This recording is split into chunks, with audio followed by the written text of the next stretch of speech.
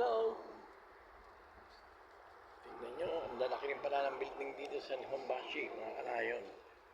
Andito tayo ngayon sa Nihonbashi. Tinignan natin kung ano ang itsura ng lugar na ito. Namangha ako, mga kaibigan. Tignan nyo ang buong kapaligiran. Ang tataas ng building. Ayan. Ayan. Ayan. Ayan. Ayan. Sa lahat ng corner, ang tataas ng building dito. Nihonbashi. Ayan po, ang tataas. Ayan, dito naman natin nilagay ang paling ang camera. Ang taas. Ito, ang tataas ng building. Ito, ang tataas ng building. Parang nasa ano ka, nasa Paseo de Rojas ah. No, tataas ng building. Bakit tayo bandaron? Tignan natin kung anong makikita natin dito sa Nihonbashi. Mga kalayo. Grabe. Nataas pala ng building dito. Ayan po. Ang lugar na to ay tinatawag na Nihonbashi. Nihonbashi. Ang dami talaga mga biglang nagkaroon ng maraming malalaking downtown sa Tokyo eh.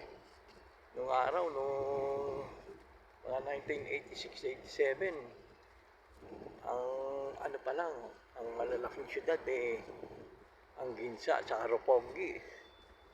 Ngayon, nagsulputan yung matataas at mga model na building sa iba-ibang towns, Tokyo. Yan po. Dito sa Nihonbashi, ang tataas ang building, oh. Oh, diba? Oh, mga skyscraper. Oh. Oh, diba? Tataas. Paling tayo sa sulok tayo pumaling, talagang mamamangha ka sa lahat sa mga building. Oh. Diba?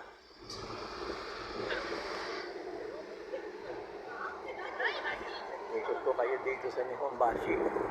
Kaya, para na rin kayo nakarating dito.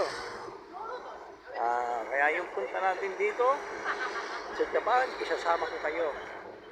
Yan, ipapakita ko sa inyo ang sitwasyon, ang mga daan, at kung ano-ano pang mga happenings dito sa Japan. Ayan po. Nihonbashi naman kung pinindahan natin. Ayun pa, banda ron. Matataas pa rin ang building dito sa pinindahan natin, kabila din. Nakakamangha, mga kabayan. Yan po yung Nihonbashi na yan. Yan po ang kaya tinawag ng Nihonbashi. Noong araw kasi dyan nakatayo yung bridge. Yung bridge dyan sa may Japan. Yan. Noong araw, yan ang bridge sa Japan para makapunta ka sa palasyo. Ayan ba, nakapaligid kasi dyan, ilog. Yan, nakasulat doon yan. Yun. Baga sa makasaysayan yung bridge na yan. Yan. Tsaka kasi unang nagkaroon ng bridge noong panahon pa ng mga Kastila. Wala namang Kastila sa Hapon. Basta sa Pilipinas, panahon ng Kastila. O mas maaga pa sa panahon ng Kastila, bridge sa kahawayan lang nakalagay dyan. Diba? Makasaysayang lugar dito sa yung makasaysayang bridge na Japan. Yan po. Di ba? Kaya nga tinawag Nihonbashi. Ibig sabihin nun, Japan Bridge. Japan Bridge po ang ang translation sa English. Nihon, Japan. Bashi, tulay. Kaya Nihonbashi.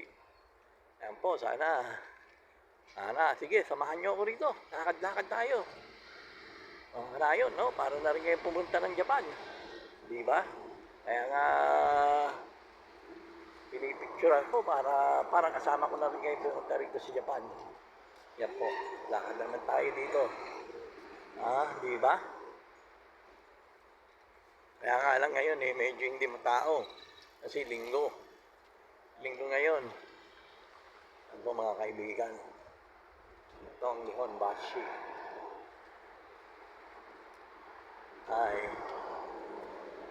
Ayan po. Okay.